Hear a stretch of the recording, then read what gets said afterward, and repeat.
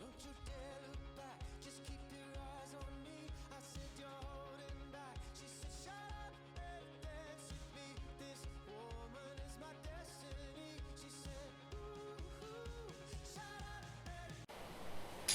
semua, kami dari kelompok 1 mahasiswa Trisakti School of Management akan menjelaskan tentang chapter 14 yang berjudul Audit of the Sales and Collection Cycle, Test of Controls and Substantive Test of Transaction. Nah, pertama-tama saya akan menjelaskan tentang accounts and classes of transactions in the sales and collection cycle. Nah, di dalam subbab yang ini dia tuh ada 5 kelas transaksi yang berhubungan dengan sales. Yang pertama, sales itu sendiri, mau baik cash maupun penjualan secara kredit.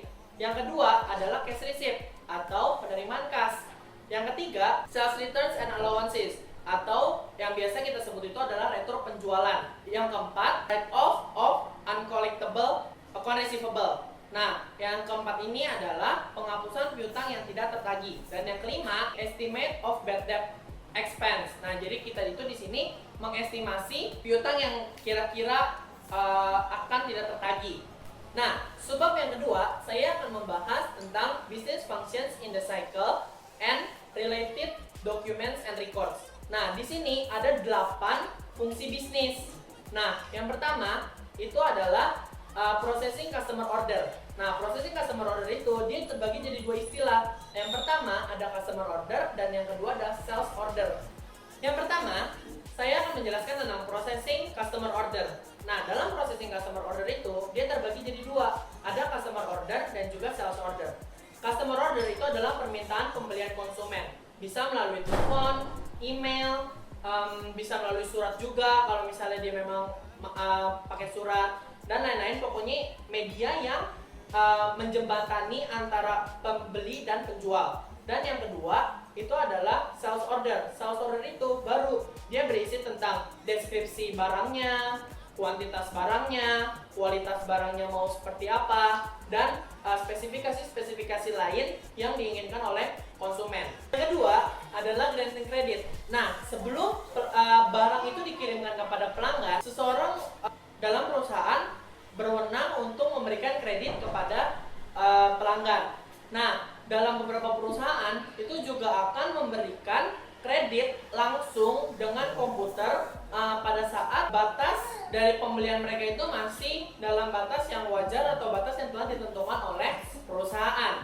Nah, yang ketiga itu adalah shipping goods. Shipping goods ini dia itu ada satu istilah yaitu shipping document. Shipping document itu adalah dokumen pengiriman barang yang berisi tentang deskripsi barang, jumlah kuantitas barang, dan data-data lain yang relevan. Salah satu contoh dari shipping dokumen itu adalah bill of lading. Dan yang keempat, billing customers and recording sales. Nah, di dalam sini terdapat beberapa istilah-istilah. Yang pertama, itu ada sales invoice. Sales invoice itu adalah faktur penjualan. Faktur penjualan itu berisinya apa aja? Tentang deskripsi, kuantitas, harga, ongkos angkut, dan data lain yang relevan. Nah, yang kedua adalah sales transaction file. File yang berisi transaksi penjualan dari customer. Yang ketiga itu adalah sales journal or listing. Nah, file di sini berisi tentang transaksi penjualan, nama, tanggal, jumlah, dan juga klasifikasi akun yang akan dimasukkan ke dalam ledger. Terus yang keempat adalah account receivable master file. Di sini berisi tentang catatan penjualan yang secara kredit, yang berisi tentang penjualan individual, terus penerimaan kas, dan juga retur penjualan. Nah, terus yang kelima adalah account receivable trial balance. Nah, account receivable trial balance itu adalah menunjukkan jumlah piutang dari setiap pelanggan, dan juga dia bisa dikategorikan hari. Nah, bisa dikategorikan hari itu berapa? Yang pertama bisa 30 hari, kurang dari 30 hari. Yang kedua 31 hari sampai dengan 60 hari. Dan yang ketiga bisa lebih dari 60 hari dan seterusnya. Dan yang terakhir itu adalah monthly statement. Nah, monthly statement itu adalah yang akan dikirim kepada setiap pelanggan yang berisi tentang saldo awal mereka, nominal saldo piutang mereka, tanggal pembayaran, terus pembayaran tunai dan juga saldo akhir dari piutang mereka. Yang kelima, processing and recording cash receipts. Nah, ini tuh terbagi menjadi 4. Yang pertama ada remittance advance, yaitu dokumen yang menunjukkan jumlah kas yang diterima dari pelanggan dan dikembalikan kepada penjual disertai dengan pembayaran tunai. Ini digunakan untuk mencatat kas yang diterima, untuk memberi izin menyetor kas secara langsung dan meningkatkan kontrol terhadap pemeliharaan aset. Yang kedua ada pre-listing of cash receipts, yaitu daftar yang disiapkan oleh seseorang yang tidak memiliki akses dalam pencatatan akuntansi. Digunakan untuk memeriksa apakah kas yang diterima, dicatat dan disetorkan dalam jumlah yang sesuai. Contohnya itu tuh kasir. Yang ketiga ada cash receipt transaction file, yaitu file yang dihasilkan komputer yang mencakup semua proses transaksi penerimaan kas oleh sistem akuntansi. Keempat ada cash receipt journal or listing, yaitu pendaftaran yang berasal dari file transaksi penerimaan kas dan mencakup semua transaksi. Nah, yang keenam itu ada processing and recording sales and allowances. Ketika customer tidak puas dengan barang, penjual biasanya menerima retur barang atau pengurangan biaya. Ini terbagi menjadi 2. Yang pertama ada credit memo dan yang kedua ada sales return and allowances journal. Nah, yang pertama itu credit memo, yaitu menunjukkan pengurangan sejumlah piutang pelanggan karena barang dikembalikan. Yang kedua, sales return and allowances journal digunakan untuk mencatat retur dan penjualan. Yang ketujuh, writing off uncollectible account receivable. Beberapa pelanggan ada yang tidak dapat membayar hutangnya.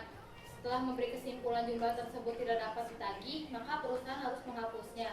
Terbagi menjadi uncollectible account authorization form, yaitu form yang digunakan untuk mencatat retur dan penjualan. Yang kedelapan ada providing bad debts.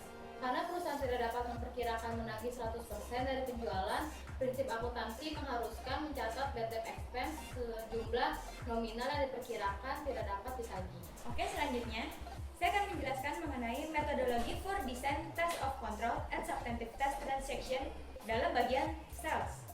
Yang pertama, kita kan bisa lihat dari gambar 14.2, di situ ada urutannya, ada diagramnya. Auditor akan memahami bagaimana internal kontrol dari suatu perusahaan. Kita bisa melihatnya mengenai dari flowchart atau kuesioner, ada wardrobe atau ada uraian tertulis juga. Lalu ada yang kedua, ada assess plan control risk. Pertama, di mana auditor itu membutuhkan yang namanya Kraft framework. Nanti di sana kan ada berhubungan dengan 6 tujuan audit yang pernah kita pelajari di audit 1 sebelumnya. Lalu yang kedua, identifikasi dari key control itu sendiri. Dan nanti kita akan mencari tahu kelemahan dari suatu sistem perusahaan itu. Kita bisa lihat dari gambar 14.3 di bagian arusnya itu kan ada mulai dari barang dipesan sampai ada keluar invoice dan cash diterima dan masuk ke buku besar. Lalu ada yang ke C, pengkaitan hasil identifikasi dan tujuan. Dan yang D, ada penilaian resiko pengendalian. Dilanjutkan dengan adequate separation of data, seperti pemisahan tugas atau pengelompokan suatu tugas agar pekerjaannya itu tuh bisa fokus dan tidak terjadi suatu data error dengan adanya pembatasan akses data ke pusat data. Jadi cuma orang-orang tertentu yang bisa mengakses data ke data pusat tersebut. Lalu ada lagi proper authorization, di mana tuh auditor akan mengecek keaslian dari suatu transaksi, dilakukan dengan adanya pengecekan kredit sebelum terjadinya penjualan barang. Bisa kita lihat dari history penjualan perusahaan tersebut. Lalu ada yang kedua, mengirim barang tersebut setelah kesepakatan terjadi. Dan yang ketiga, sebelum kita melakukan transaksi, kita harus melakukan kesepakatan mulai dari harga pengiriman barangnya, harga barang tersebut, dan jumlah besar diskonnya. Adequate document and record, di mana itu ada kita mengecek keefektifan dan pencatatan dari suatu transaksi.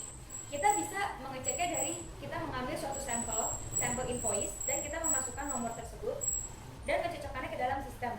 Lalu ada pre-number dokumen, di mana tuh kita mengurutkan dokumen nomor-nomor dokumennya supaya tidak terjadi data error atau data double. Dilanjutkan dengan monthly dokumen, merupakan suatu pengingat bagi para customer agar jika terjadi suatu kesalahan, maka customer akan segera melapor.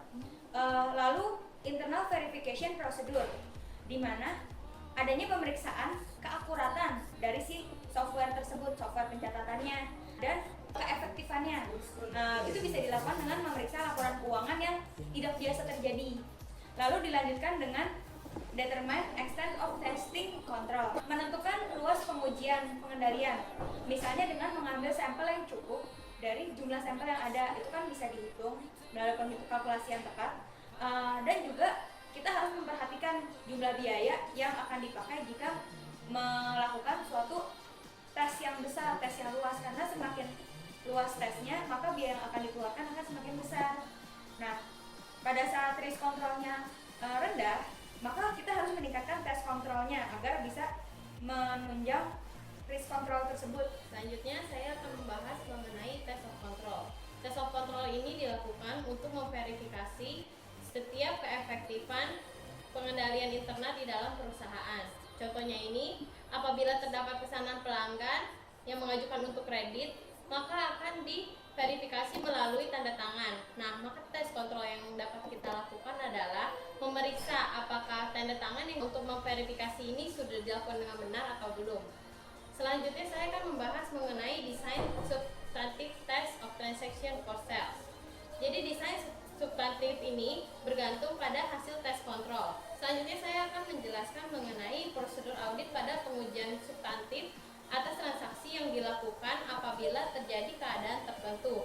Contohnya apabila kekurangan adanya pengendalian internal di dalam perusahaan. Yang pertama, mencatat penjualan yang terjadi.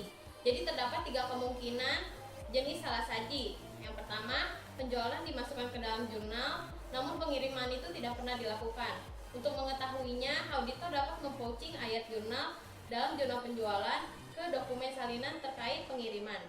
Yang kedua, penjualan dicatat lebih dari 1 kali. Nah, auditor itu dapat mengetahuinya dengan cara mereview secara numerik daftar transaksi penjualan dan melihat apakah terdapat nomor duplikat. Yang ketiga adalah pengiriman dilakukan kepada pelanggan fiktif. Nah, auditor dapat mengetahuinya dengan menelusuri informasi tentang pelanggan dan faktur penjualan ke file induk pelanggan. Selanjutnya, transaksi penjualan yang ada telah dicatat.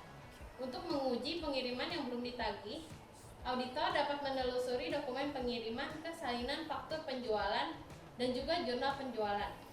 Termasuk di dalamnya yaitu arah pengujian atau direction of test, yaitu merupakan auditor harus memahami arah dari pengujian. Misalnya untuk tujuan kelengkapan, maka prosedur yang dilakukan oleh auditor yaitu mulai dari mengecek customer order, lalu melanjutkan dengan shipping dokumen, lalu mengecek duplikat sales invoice, dan yang terakhir adalah sales journal.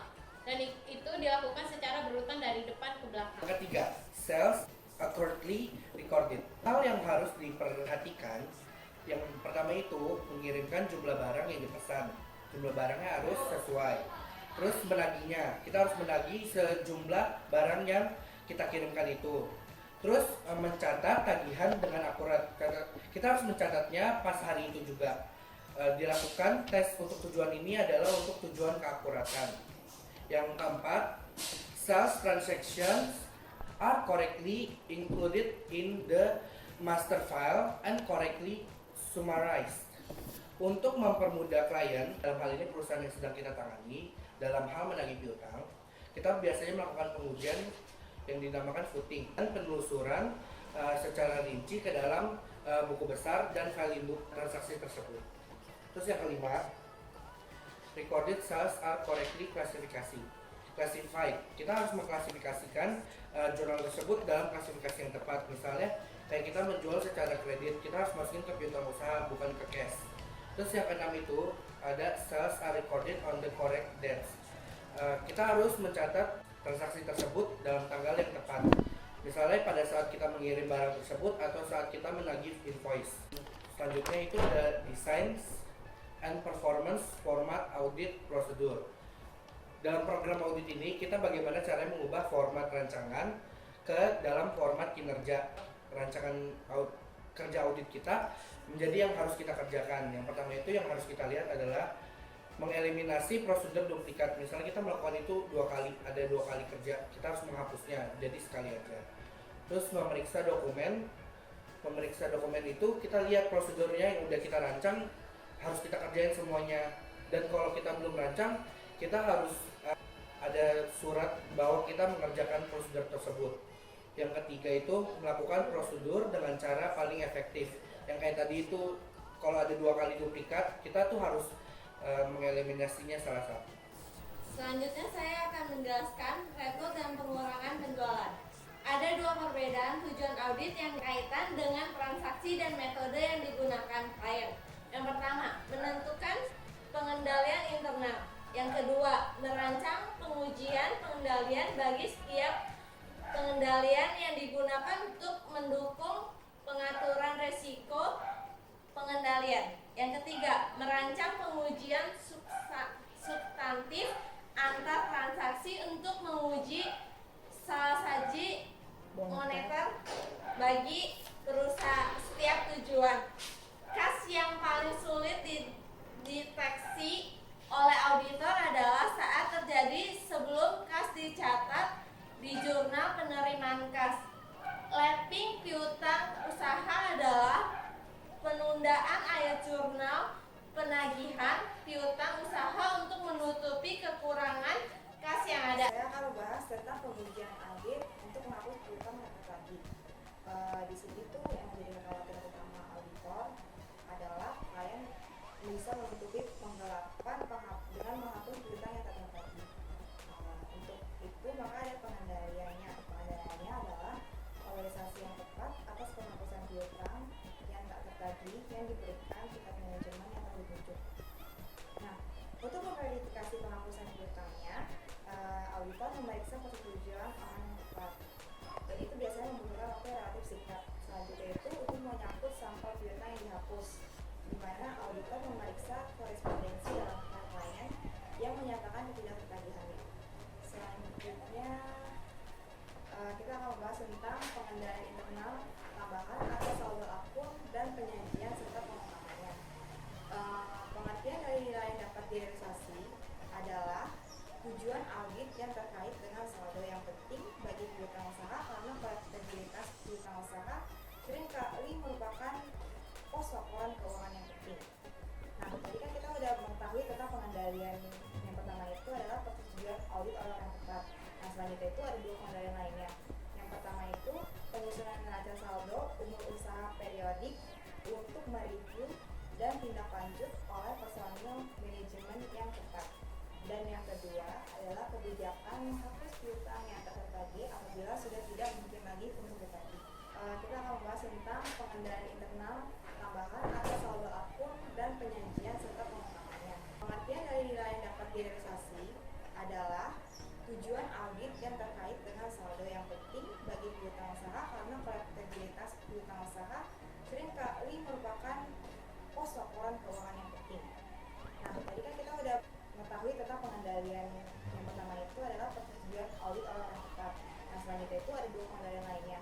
Yang pertama itu penyusunan neraca saldo umur usaha periodik untuk mereview dan tindak lanjut oleh personil manajemen yang tepat. Dan yang kedua adalah kebijakan menghapus piutang yang tak tertagih apabila sudah tidak mungkin lagi untuk ditagih.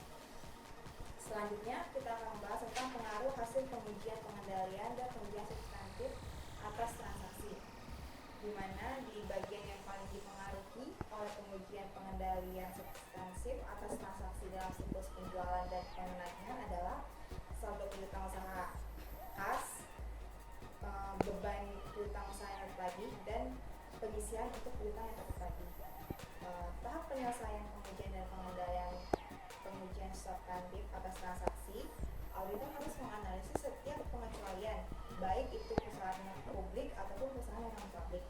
Nah, pengaruh yang paling signifikan dari pengujian pengendalian substansif dan atas transaksi adalah terhadap konfirmasi piutang usaha. Nah, di sini tuh kita bisa lihat di tabel 14.7 di gambar 14.7 itu terhadap ada gambar jenis pengujian audit untuk penjualan dan penagihan, di mana di situ ada 3 ledger. Yang pertama itu penjualan, piutang usaha, dan kas. Nah, sebenarnya yang menjadi pertanyaan tuh TOC itu perlu nggak sih? Menurutnya kan ada yang bilang kalau TOC itu nggak wajib, sedangkan menurut berasal dari kontrol, harus dikontrol dulu. Yang tidak wajib adalah pengujian substantifnya. Sekian dari penjelasan kami mengenai chapter 14 ini. Semoga apa yang kami jelaskan ini sangat bermanfaat untuk kalian semua. Dan juga terima kasih untuk Ibu Esika Wahasri, SE, AK, MM, CPA, dan CPSAK yang telah menjadi dosen pemeriksaan akuntansi 2 kami. Jangan lupa like dan subscribe ya.